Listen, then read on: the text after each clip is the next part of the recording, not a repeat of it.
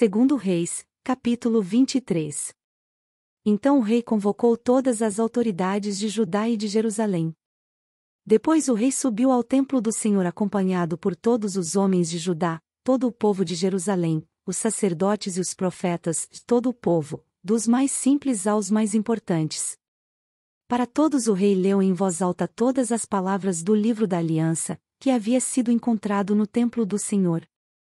O rei colocou-se junto à coluna real e, na presença do Senhor, fez uma aliança, comprometendo-se a seguir o Senhor e obedecer de todo o coração e de toda a alma aos seus mandamentos, seus preceitos e seus decretos, confirmando assim as palavras da aliança escritas naquele livro.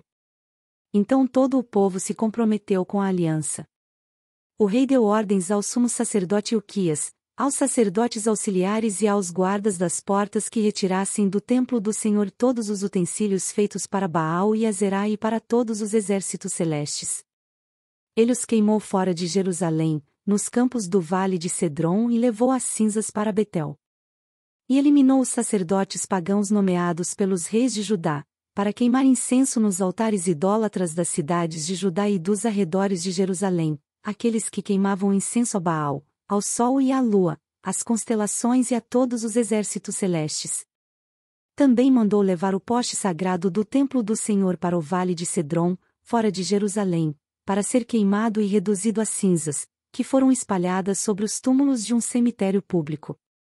Também derrubou as acomodações dos prostitutos cultuais, que ficavam no templo do Senhor, onde as mulheres teciam para Zerá. Josias trouxe todos os sacerdotes das cidades de Judá e, desde Geba até Berseba, profanou os altares onde os sacerdotes haviam queimado incenso. Derrubou os altares idólatras junto às portas, inclusive o altar da entrada da porta de Josué, o governador da cidade, que fica à esquerda da porta da cidade. Embora os sacerdotes dos altares não servissem no altar do Senhor em Jerusalém, comiam pães sem fermento junto com os sacerdotes, seus colegas. Também profanou Tofete, que ficava no vale de Ben-Hinom, de modo que ninguém mais pudesse usá-lo para queimar seu filho ou filha em sacrifício a Moloque. Acabou com os cavalos que os reis de Judá tinham consagrado ao sol. Estavam na entrada do templo do Senhor perto da sala de um oficial chamado Natameleque. Também queimou as carruagens consagradas ao sol. Derrubou os altares que os seus antecessores haviam erguido no terraço, em cima do quarto superior de Acais, e os altares que Manassés havia construído nos dois pátios do templo do Senhor. Retirou-os dali, despedaçou-os e atirou o entulho no vale de Cedron. O rei também profanou os altares que ficavam a leste de Jerusalém no sul do Monte da Destruição, os quais Salomão, rei de Israel, havia construído para o poste sagrado, a detestável deusa dos Sidonios, para Camos, o detestável deus de Moabe, e para Moloque, o detestável deus do povo de Amon. Josias despedaçou as colunas sagradas, derrubou os postes sagrados e cobriu os locais com ossos humanos. Até o altar de Betel, o altar idólatra edificado por Jeroboão, filho de Nebate, que levou Israel a pecar, até aquele altar e o seu santuário, ele os demoliu. Queimou o santuário e o reduziu a pó, queimando também o poste sagrado. Quando Josias olhou em volta e viu os túmulos que havia na encosta da colina, mandou retirar os ossos dos túmulos e queimá-los no altar a fim de contaminá-lo, conforme a palavra do Senhor proclamada pelo homem de Deus que predisse essas coisas. O rei perguntou: que monumento é este que estou vendo?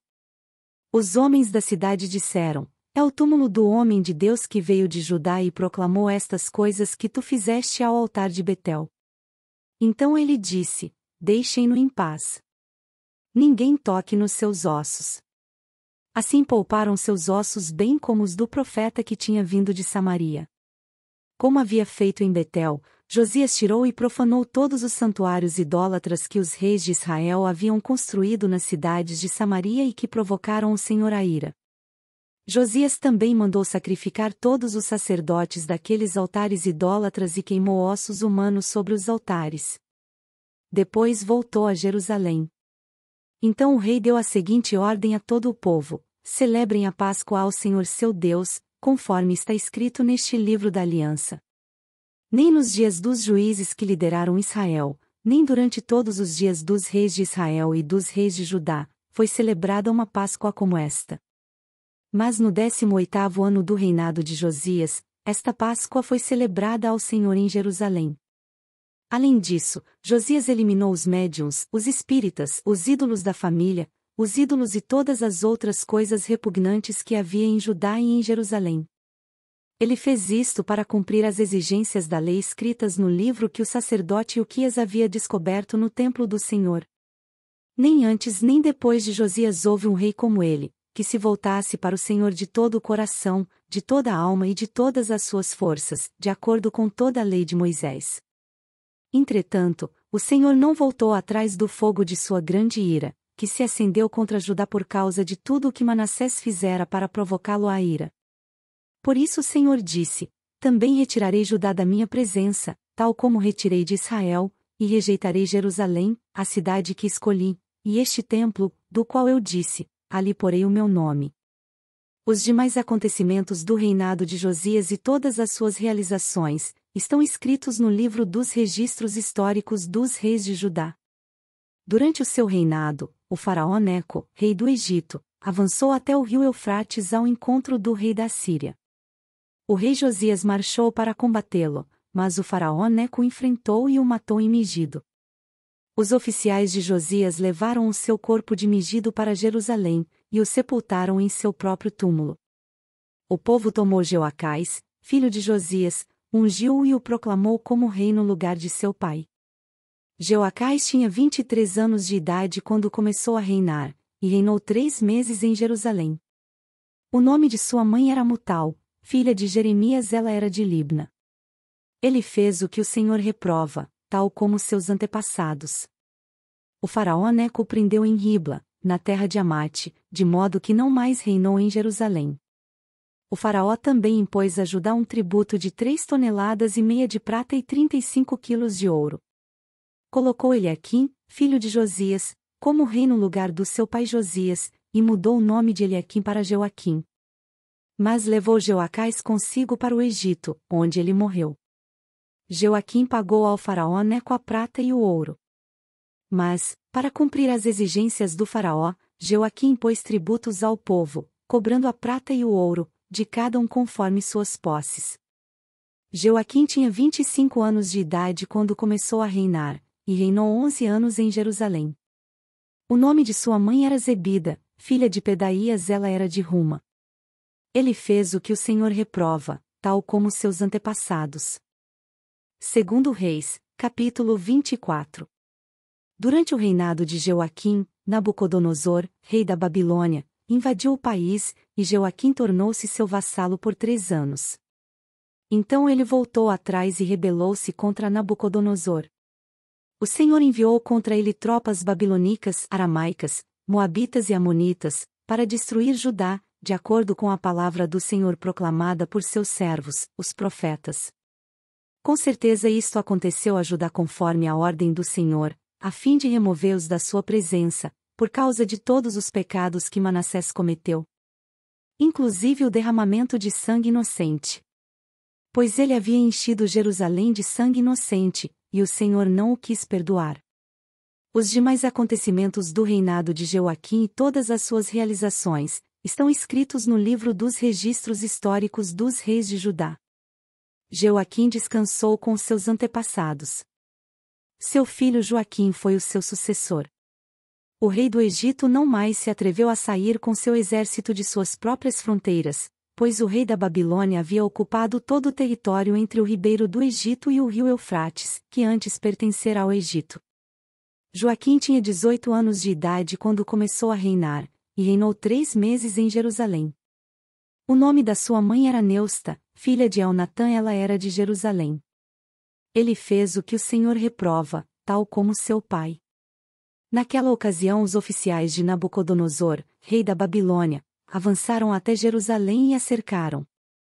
Enquanto seus oficiais acercavam o próprio Nabucodonosor veio à cidade. Então Joaquim, rei de Judá, sua mãe, seus conselheiros, seus nobres e seus oficiais se entregaram, todos se renderam a ele. No 8º ano do reinado do rei da Babilônia, ele levou Joaquim como prisioneiro. Conforme o Senhor tinha declarado, Nabucodonosor retirou todos os tesouros do templo do Senhor e do palácio real, quebrando todos os utensílios de ouro que Salomão, rei de Israel, fizera para o templo do Senhor. Levou para o exílio toda Jerusalém, todos os líderes e os homens de combate, todos os artesãos e artífices. Era um total de 10.000 pessoas, só ficaram os mais pobres. Nabucodonosor levou prisioneiro Joaquim para a Babilônia. Também levou de Jerusalém para a Babilônia a mãe do rei, as mulheres do rei e os oficiais do rei e os líderes do país. O rei da Babilônia também deportou para a Babilônia toda a força de 7.000 homens de combate, homens fortes e preparados para a guerra, e 1.000 artífices e artesãos. Fez Matanias, tio de Joaquim, reinar em seu lugar, e mudou seu nome para Zedequias. Zedequias tinha 21 anos de idade quando começou a reinar, e reinou 11 anos em Jerusalém. O nome de sua mãe era Mutal, filha de Jeremias, ela era de Libna. Ele fez o que o Senhor reprova, tal como fizera Joaquim. Por causa da ira do Senhor tudo isso aconteceu a Jerusalém e a Judá, por fim ele os lançou para longe da sua presença. Ora, Zedequias rebelou-se contra o rei da Babilônia.